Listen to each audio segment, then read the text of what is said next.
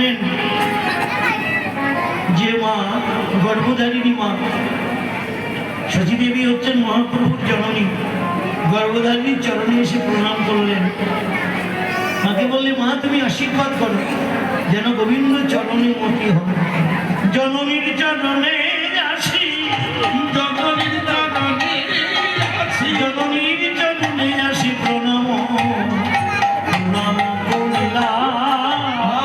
জননীর চরণে আসি, জননীর চরণে আসি প্রণাম প্রণাম করলাম। আচ্ছা, আপনাদের কাছে আমার প্রার্থনা, এই না কলিযুগে মানে দুটো খুব বড় বড় অবদান আছে।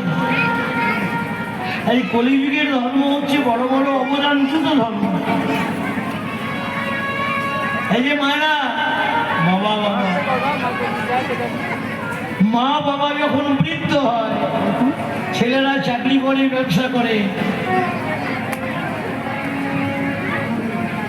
এক মুঠো ভাত ছেলেদের কাছে জোটে না। এটা কলিযুগের ধর্ম। পয়সা আছে, বৌমা বলে দিল, ভালো তোমার মার বংশ হয়েছে, বাবার বংশ হয়েছে, চিন্তা নেই, বৃদ্ধাশ্রমে রেখে আসো, খরচ সব আমরাই চালাবো।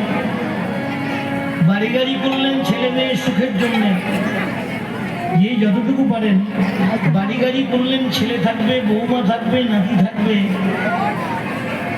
হরে কৃষ্ণ। বুড়ো বয়সে সেই বাবা সেই বাড়িতে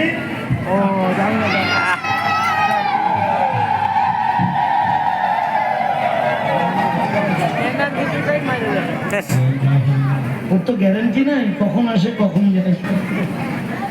বিদ্যুৎ মানে বিজলি বাতি।